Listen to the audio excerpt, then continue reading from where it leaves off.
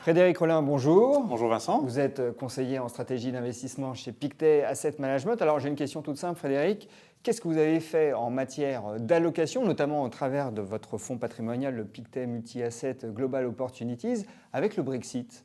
Est-ce que ça a changé les choses? Alors pour nous, ça a été surtout un sujet tactique. On s'était couvert quelques semaines avant en achetant de l'or et du franc suisse, et puis on a rajouté des couvertures la veille du vote parce que le marché, je dirais, avait une confiance, selon nous, un petit peu trop forte dans les bookmakers qui mettaient plus de 80% de chances d'un remain. Donc on a revendu des obligations italiennes, finalement qu'on a racheté le lendemain matin parce que pour nous, ça reste un sujet, le Brexit, temporaire. Il y aura des sujets politiques à moyen terme, mais en termes d'économie dans les 6 à 9 prochains mois pour l'Europe, pour nous, ça ne va pas changer énormément de choses.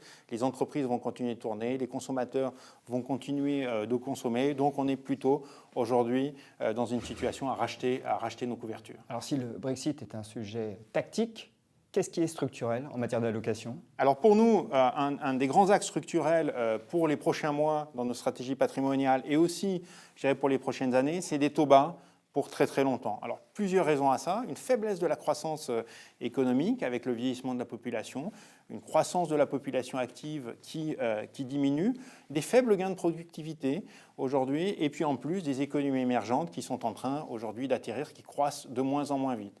Et puis surtout, pour ce qui concerne les taux, eh bien des endettements dans les économies qui sont très très forts. Il y a beaucoup de dettes. On aurait pu penser que depuis 2008, avec tous les efforts qui ont été faits, la dette aurait diminué. Ben, ce qu'on voit en fait, c'est qu'à travers le monde, la dette s'est stabilisée ou même a augmenté dans certains pays. D'ailleurs, c'est illustré à l'écran par un graphique qui montre le taux d'endettement de plusieurs zones et plusieurs pays. Alors, exactement. Et ce qu'il va falloir faire, du coup, c'est pour alléger le poids de la dette pour tous ces actifs, pour ces consommateurs et ces entreprises, il faut baisser les taux. Il va falloir les baisser pendant très, très longtemps. Donc, les investisseurs se retrouvent avec des obligations allemandes, des obligations françaises, avec des rendements proches de zéro. Donc, il faut aller chercher du rendement ailleurs. Et alors, où le trouver ? Alors, nous, dans notre stratégie patrimoniale, donc Pictet Multi-Asset Global Opportunities, on a investi sur du high yield, obligations à haut rendement en Europe, des entreprises qui sont fortement endettées, mais qui ont des business solides, donc qui ont une bonne capacité de remboursement.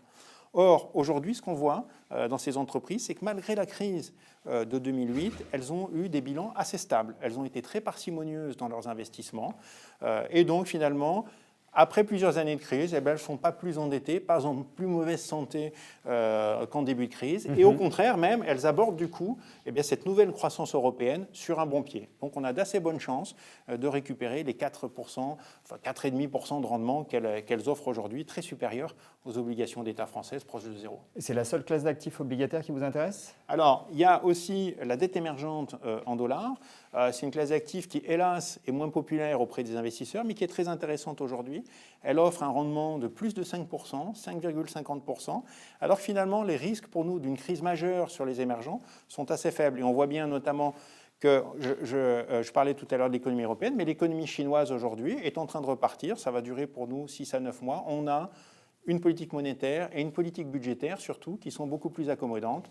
Les dépenses chinoises, depuis novembre 2015, sont en train de reprendre fortement. Les dépenses budgétaires voilà. qui repartent, on le voit avec le graphique qui apparaît à l'écran. Avec des effets sur l'économie, donc ça éloigne le risque aujourd'hui de crise majeure sur les émergents et donc 5,5% sur des économies quand même qui sont relativement peu endettées. Les États émergents sont beaucoup moins endettés que les États développés. Donc, vous mettez du high yield et de la dette émergente dans votre fonds patrimonial, le Pictet Multi-Asset Global Opportunities. Mais qu'est-ce que vous faites avec les actions ? Alors, les actions, on est plutôt dans une optique d'achat sur faiblesse. Nous, on pense que les risques d'une crise majeure sont relativement faibles. Alors pourquoi ? Parce que le grand moteur pour nous de l'économie mondiale, ça reste le consommateur américain. Alors certains ont des doutes. Alors, certains ont des doutes, mais bon, je dirais qu'ils en sont pour leurs frais. Pourquoi ? Parce que finalement, l'économie américaine tient bien. Et pourquoi est-ce qu'elle tient bien finalement ? Parce que le bilan aujourd'hui des consommateurs américains est plutôt bon. Donc, il y a peu de chômage, il y a de l'emploi, il y a des hausses de salaire, mais surtout, il y a un endettement qui a été jugulé et qui est relativement faible. Et quand on regarde le salaire, enfin le revenu disponible des ménages, et quand on regarde ce qu'ils doivent payer chaque ménage pour remboursement de dette, ce qu'ils doivent payer est assez faible historiquement. Leur service de la dette. Leur service de la dette, donc coupon plus remboursement, ça n'a jamais été aussi faible, pratiquement depuis que la statistique existe. Donc les Américains, je dirais, ont les mains libres pour dépenser, pour se réendetter. Et ça sera un gros facteur de croissance économique mondiale. Donc du coup, on revient sur les actions dès Donc qu'il on revient y a un sur trou les d'air. actions dès qu'il y a un trou d'air, d'autant que quand on regarde par exemple le dividende des actions par rapport aux obligations, en moyenne dans le monde, il est 2,5 fois supérieur. Donc on est sur une position de rendement, je parlais de rendement tout à l'heure, on est sur une position de rendement sur les actions mondiales.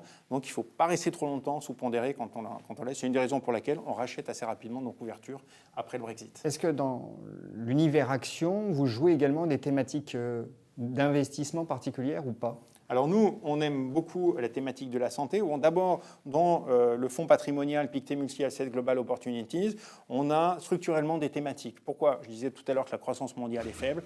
Eh bien, on trouve quand même des secteurs et des thèmes qui ont de la croissance. Alors, la santé aujourd'hui, pourquoi ? Parce que ça reste un thème de forte croissance, avec le surpoids qui augmente, du coup les maladies cardiovasculaires, le diabète, le vieillissement de la population, une innovation forte, mais surtout, malgré cette croissance aujourd'hui, des valorisations qui sont extrêmement faibles. Pourquoi elles sont faibles ? À cause des élections américaines. Voilà, Hillary Clinton a voulu juguler le prix de certains médicaments, mais nous, on pense qu'une fois qu'elle sera présidente, si c'est elle ou si c'est Donald Trump, le Sénat, je dirais, mettra le holà sur des restrictions trop fortes. Donc, la santé, forte croissance, faible valorisation, c'est un sujet intéressant pour nous. Donc, on a bien compris, le Brexit, ce n'est pas une question structurelle. En revanche, en matière d'allocation, vous jouez donc le high yield, le haut rendement, la dette émergente, vous revenez sur les actions dès qu'il y a un trou d'air et vous jouez la thématique de la santé. C'est bien résumé ? C'est bien ça. Merci beaucoup. Merci Frédéric.